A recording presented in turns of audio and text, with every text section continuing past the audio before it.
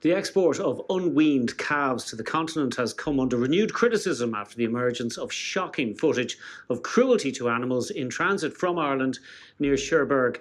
Viewers may find this footage upsetting. It was taken by animal rights groups Eyes on Animals and L214.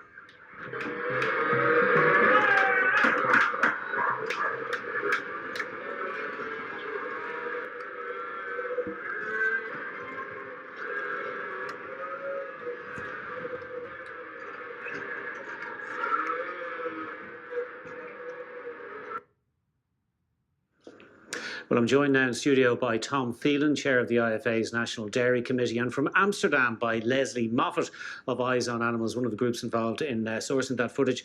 Tom Phelan, that footage is horrific. I'm sure viewers will agree with that. I can't imagine any Irish farmer carrying on like that. And yet, that is what calves from your farms are being sent to.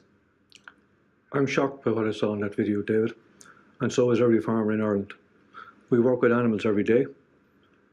Over time, we build up an affinity, a bond with those animals, and to see that happen to calves that came from Irish farms is deeply upsetting. Now, as an industry, the live export of calves is very important to our industry, but it must be done to the highest possible welfare standards. Well, clearly, that's not acceptable. Absolutely not. And we understand from the French authorities who are investigating this that this is an isolated incident.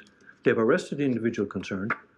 They will be prosecuted, and I would hope the full rigours of the law are applied here. Well, there's more than one person in that footage. Unacceptable. There's more than one person in that footage. There is. But one individual has been identified as the individual who carried out this. Possibly it is the other individual who reported this individual what they've done. But this individual is under investigation by the French authorities, and I hope the full rigours of the law will be applied. Okay, Lesley Moffat in Amsterdam, a single individual involved, and they're now being prosecuted. Is that the end of the story?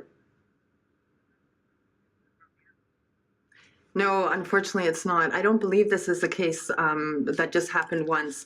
I believe that this trade has been going on for years and years, and it's not possible that just the one time that we finally managed to get in, that there's this abuse that's happening just when we're there, and all the other days that we've not been there, it's been perfect. You have to remember, it's also a workplace culture. Obviously, this place has had a very poor workplace culture for a long time because no one else even interfered when this single man was being so abusive, and the others were not being patient with the animals either.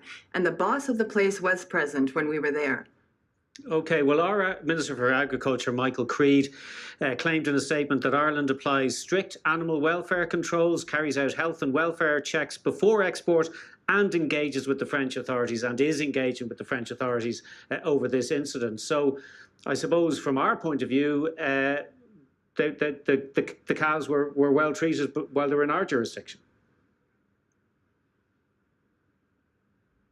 Well, I wasn't there to see how they were loaded. I do believe there are some vets from officials that are doing their job properly, but let's not forget the sheer number of animals that are being exported every year. 100,000 just from Ireland are going to the mainland. It's impossible to keep an eye on their welfare and all of their welfare, or on the way they're handled. And the sheer volumes means that we're almost asking the impossible of these workers. They had to feed 3,000 calves in 12 hours.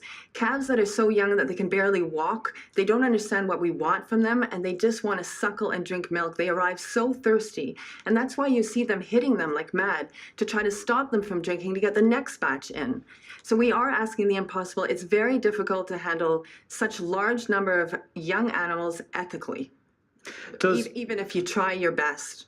So I think there's too much economic pressure and time pressure to be able to say that the live export industry is something that we can guarantee will protect animal welfare. I think we've gone too far. Okay.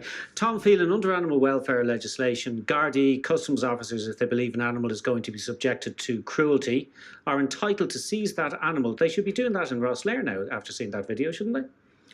We work with both the French and the Irish authorities. We've spoken to all concerned.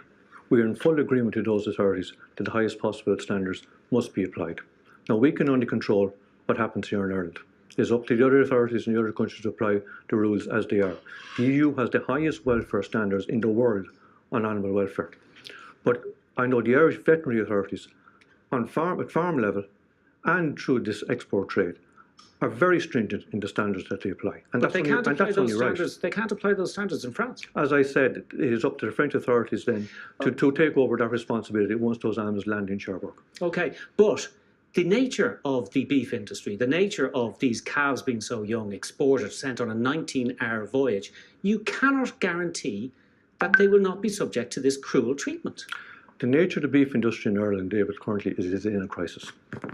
We have employed Jim Power, economist, to review the entire industry here in Ireland, to come up with a model that is viable for all concerned.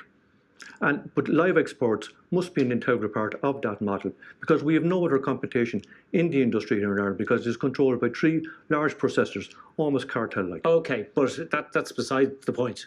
Calves that young can never be transported that distance safely and humanely. Once those, say my farm is a typical Irish dairy farm. Those calves are minded correctly on my farm. And once they leave my farm, it is up to the authorities concerned in all jurisdictions to ensure that the proper welfare standards are applied. And if those proper welfare standards are applied, there is no reason to believe that those calves cannot land healthily. And we've spoken to the French authorities.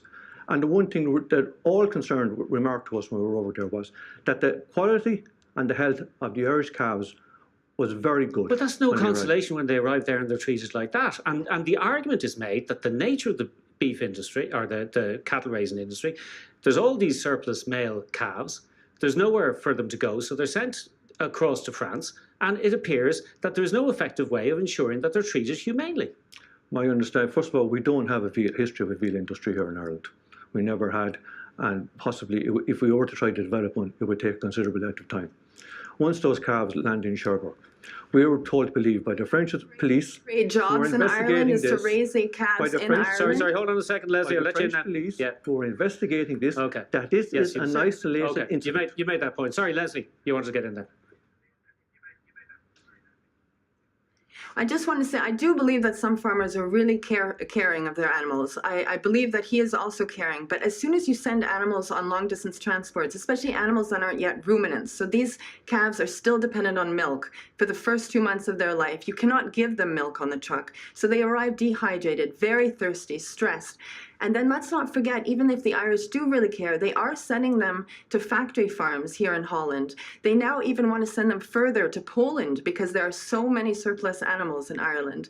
And the factory farms here in Holland, basically the calves, after a long journey, they're put into single pens, slated floors, indoors. They never see the outdoors. They can barely turn around and they have nothing to do. These are sentient beings with behavioral needs, with personalities. And we're literally putting them like in shoe boxes, as if they're shoes. So if they really do care, I would like them to put pressure also on the Dutch farms and farms abroad to increase the welfare of the animals in the farms once they arrive. But ideally, we would change the whole dairy industry, that they become not just producers of dairy, but also of beef. That beef and dairy be produced in one location on one farm. Then you wouldn't need to get rid of all these surplus calves. You wouldn't need to transport them away from the dairy farm when they're at such a young and fragile age. Okay, Lesley Moffat in Amsterdam and Tom Phelan here in studio. Thank you both for joining us. Miriam.